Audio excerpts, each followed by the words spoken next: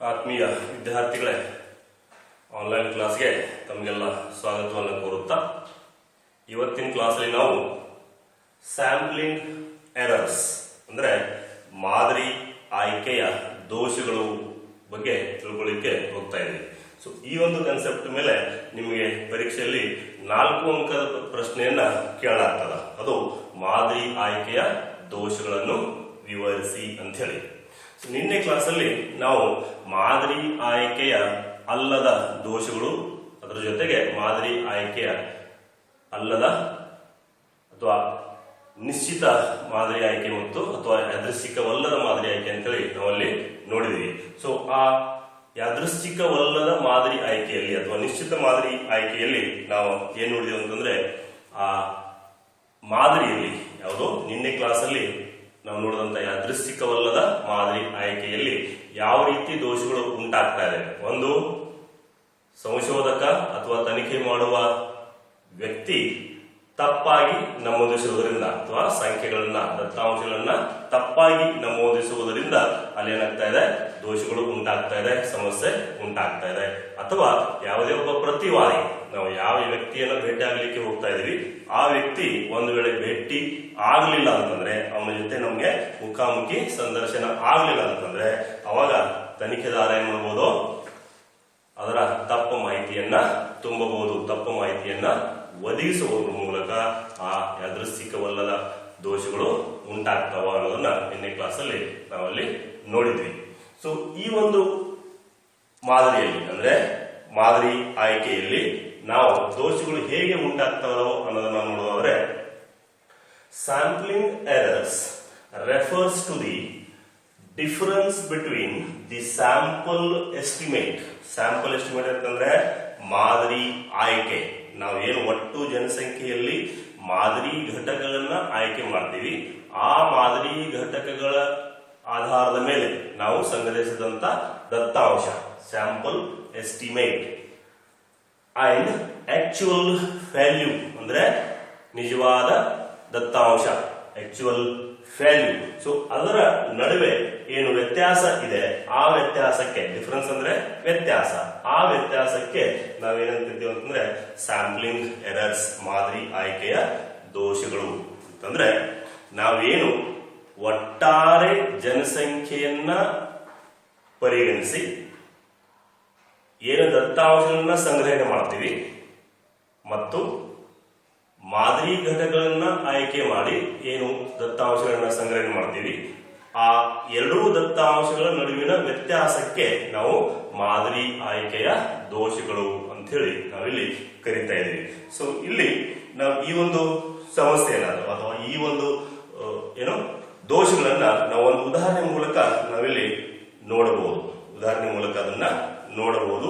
ಉದಾಹರಣೆಗೆ, ಸಪೋಸ್ ಒಂದು ಜಿಲ್ಲೆಯ 7 ರೈತರ ಆದಾಯದ ಪ್ರಮಾಣ, ಒಂದು ಜಿಲ್ಲೆಯ 7 ರೈತರ ಆದಾಯದ ಪ್ರಮಾಣ, ನಾವು ಕೇವಲ 7 ಅಷ್ಟೇ ತಗೊಳ್ತಾ ಇದ್ವಿ, ಇಡೀ ಜನಸಂಖ್ಯೆಯನ್ನು ತಗೊಳ್ತಾ ಇಲ್ಲ. ಓಕೆ, ಸೊ ನಾವಿಲ್ಲಿ ಕೇವಲ 7 ರೈತರನ್ನ ಪರಿಗಣಿಸ್ತಾ ಇದ್ವಿ. ಆ 7 ರೈತರ ಆದಾಯ ಅನುಕ್ರಮವಾಗಿ ಹೇಗಿರ್ತಾ ಇದೆ ಅಂತಂದ್ರೆ, ನಾವು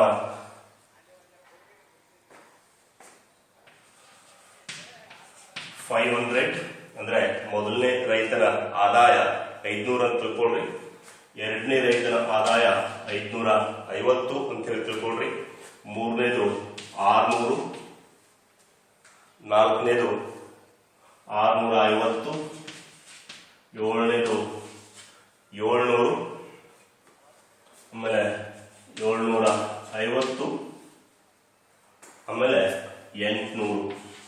ಅಂದ್ರೆ ನಾವಿಲ್ಲಿ ಕೇವಲ 7 ರೈತರ ಆದಾಯವನ್ನು ನೋಡ್ತಾ ಇದ್ದೀವಿ. 7 ರೈತರ ಆದಾಯವನ್ನ ಅನುಕ್ರಮವಾಗಿ ನೋಡ್ತಾ ಇದ್ದೀವಿ. ಮೊದಲನೇ ರೈತನ ಆದಾಯ 500 ರೂಪಾಯಿ ಇದೆ, ಎರಡನೇ ರೈತನ ಆದಾಯ 550 ಇದೆ, ಮೂರನೇ ರೈತನ ಆದಾಯ 600 ರೂಪಾಯಿ, 650 ರೂಪಾಯಿ, 700, 750 ಮತ್ತು 800. 1, 2, 3, 4, 5, 6, 7 ರೈತರ ಆದಾಯವನ್ನ ಇಲ್ಲಿ ಕೊಡಲಾಗಿದೆ. ಸೊ ಈ 7 ರೈತರ ಆದಾಯದ ಸರಾಸರಿ ಆದಾಯವನ್ನು ನಾವು ಲೆಕ್ಕಾಚಾರ ಮಾಡ್ತಾ ಹೋದ್ರೆ, ಸರಾಸರಿ ಆದಾಯವನ್ನು ನಾವು ಲೆಕ್ಕಾಚಾರ ಮಾಡ್ತಾ ಹೋದ್ರೆ ಸರಾಸರಿ ಆದಾಯವನ್ನು ಹೇಗೆ ಕ್ಯಾಲ್ಕುಲೇಟ್ ಮಾಡ್ತೀವಿ, ಎಕ್ಸ್ ಬಾರ್ ಇದನ್ನ ನಿಮಗೆ 4ನೇ ಚಾಪ್ಟರ್ ಅಲ್ಲಿ ತಿಳ್ಕೊಳ್ಳಿಕ್ಕೆ ಸಾಧ್ಯ ಆಗ್ತದ. ಎಕ್ಸ್ ಬಾರ್ ಅಂತಂದ್ರೆ ಸರಾಸರಿ ಆದಾಯ is equal to summation of x ಅಂದ್ರೆ ಈ ಸಂಖ್ಯೆಗಳ ಒಟ್ಟು ಮೌಲ್ಯ 7 ರೈತರ ಆದಾಯದ ಒಟ್ಟು ಮೌಲ್ಯ summation of x divided by n so ಇಲ್ಲಿ ಎಕ್ಸ್ ಬಾರ್ ಅಂತಂದ್ರೆ ಸರಾಸರಿ ಆದಾಯ is equal to summation of x ಅಥವಾ ಸಮ್ ಆಫ್ ಎಕ್ಸ್ ಅಂತ ಕೂಡ ನಾವು ಕರಿತೀವಿ. ಸಮ್ ಆಫ್ ಎಕ್ಸ್ ಅಂತಂದ್ರೆ ಈ 7 ರೈತರ ಆದಾಯವನ್ನ ಕೂಡಿಸಿದಾಗ ಸಿಗುವಂತಹ ಮೌಲ್ಯ ಡಿವೈಡೆಡ್ ಬೈ ಎನ್ ಅಂತಂದ್ರೆ ರೈತರ ಸಂಖ್ಯೆ, ಎಷ್ಟು ಜನ ಇದಾರಲ್ಲಿ ಅಂತ ಹೇಳಿ. ಓಕೆ, ಸೊ ಇದನ್ನ ನಾವು ಕ್ಯಾಲ್ಕುಲೇಟ್ ಮಾಡ್ತಾ ಹೋಗೋಣ. ಇಲ್ಲಿ first 500 plus 550 plus 600 plus 650 plus 700 plus 750 plus 800 divided by N ಅಂತಂದ್ರೆ ರೈತರ ಸಂಖ್ಯೆ. ಎಷ್ಟು ಜನ ರೈತರಿದ್ರು ಇಲ್ಲಿ? 7 ಜನ ರೈತರಾಗಿದ್ದು ಡಿವೈಡೆಡ್ ಬೈ 7. ಸೊ ಈ ಎಲ್ಲ 7 ಜನರ ರೈತರ ಆದಾಯವನ್ನ ನಾವು ಒಟ್ಟು ಕೂಡಿಸಿದ್ರೆ ನಮಗೆ ಒಟ್ಟು ಆದಾಯ ಸಿಗ್ತಾ ಇದೆ 4550 ಡಿವೈಡೆಡ್ ಬೈ 7. ನೀವು ಕ್ಯಾಲ್ಕುಲೇಟರ್ ನೋಡಿ, ಕ್ಯಾಲ್ಕುಲೇಟರ್ ಮೂಲಕ ಅದನ್ನ ಕೂಡಿಸಬಹುದು. ಸೊ ಅವಾಗ ನಮಗೆ ಸಿಗ್ತಾ ಇದೆ 4550 ಒಟ್ಟು ಆದಾಯ ಸಿಗ್ತಾ ಇದೆ ಡಿವೈಡೆಡ್ ಬೈ 7 ಅಂದ್ರೆ ಒಟ್ಟು ರೈತರ ಸಂಖ್ಯೆ. ಸೊ ಅದನ್ನ ನಾವು ಭಾಗಿಸಿದಾಗ ನಮ್ಗೆ ಏನ್ ಸಿಗ್ತಾ ಇದೆ 650 ಸಿಗ್ತದೆ. ನಮಗೆ ಎಷ್ಟು ಸಿಗ್ತಾ ಇದೆ 650. ಇದು ಸರಾಸರಿ ಆದಾಯ, ಈ 7 ರೈತರ ಸರಾಸರಿ ಆದಾಯ ನಮಗೆ ಸಿಗ್ತಾ ಇದೆ. ಇನ್ನ ನಾವು ಈ 7 ರೈತರ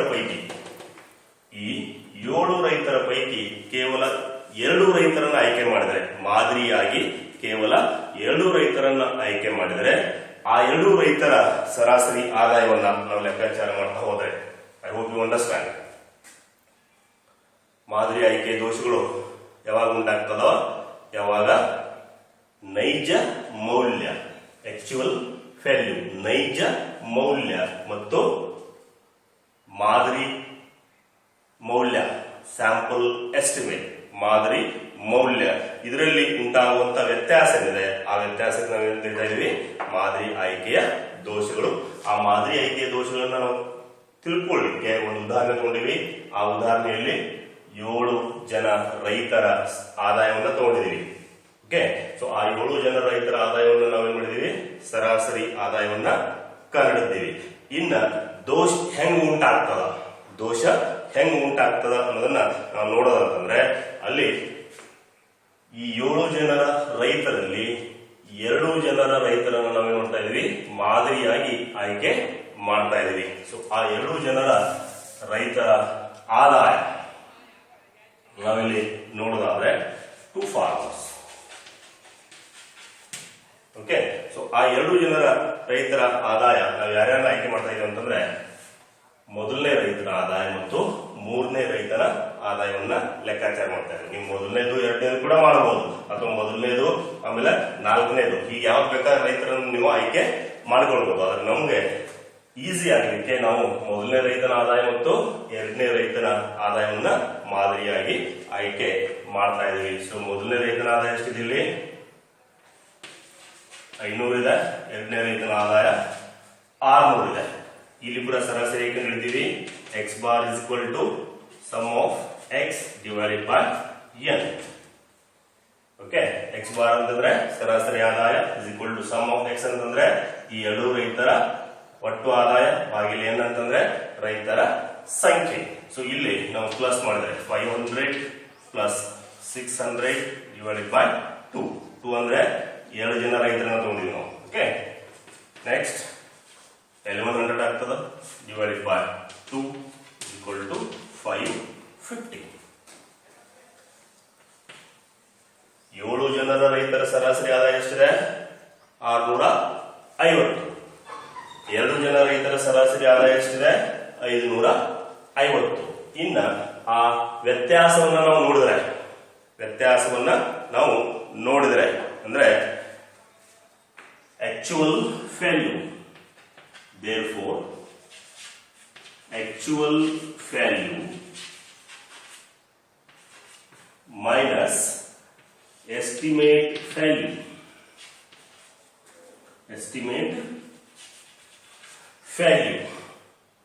ನಾವು ಇದನ್ನ ತೆಗೆದ್ರೆ ನಮಗೇನು ಸಿಗ್ತಾ ಇದೆ? ಇಲ್ಲಿ ವ್ಯತ್ಯಾಸ ಸಿಗ್ತಾ ಇದೆ. ಅಂದ್ರೆ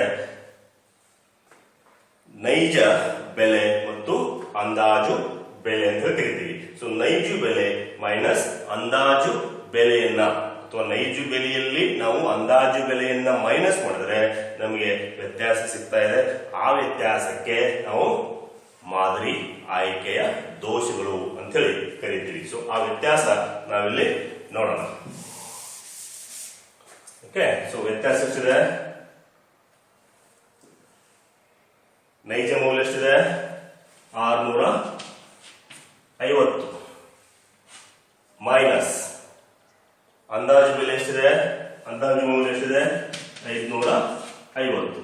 ಸೊ ವ್ಯತ್ಯಾಸ ಸಿಗ್ತಾ ಇದೆ ಇಲ್ಲಿ 100. ವ್ಯತ್ಯಾಸ ಸಿಗ್ತಾ ಇದೆ 100. ಸೊ ಈ 100ಕ್ಕೆ ನಾವು ಮಾದರಿ ಆಯ್ಕೆಯ ದೋಷಗಳು ಅಂತ ಹೇಳಿ ನಾವಿಲ್ಲಿ ಕರಿತೀವಿ. ಸೊ ಒಟ್ಟಿನಲ್ಲಿ ವಿದ್ಯಾರ್ಥಿಗಳೇ, ಒಬ್ಬ ಸಂಶೋಧಕ ಜನಸಂಖ್ಯೆಯ ಎಲ್ಲಾ ಘಟಕಗಳನ್ನು ಒಳಗೊಂಡು ಸಂಗ್ರಹಿಸಿದಂತಹ ದತ್ತಾಂಶ ಮತ್ತು ಮಾದರಿ ಆಯ್ಕೆಯ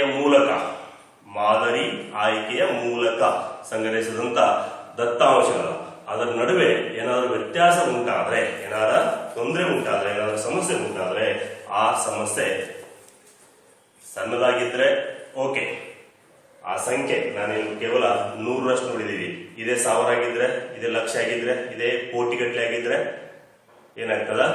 ಸರ್ಕಾರ ಹೊರಡಿಸುವಂತಹ ಆರ್ಥಿಕ ನೀತಿಗಳು, ಸರ್ಕಾರ ಹೊರಡಿಸುವಂತಹ ಆರ್ಥಿಕ ಕಾರ್ಯಕ್ರಮಗಳು ಏನಾಗ್ತವಲ್ಲಿ ತಪ್ಪಾಗಿ ಅನುಷ್ಠಾನಕ್ಕೆ ಬರಲಿಕ್ಕೆ ಸಾಧ್ಯತೆ ಇದೆ.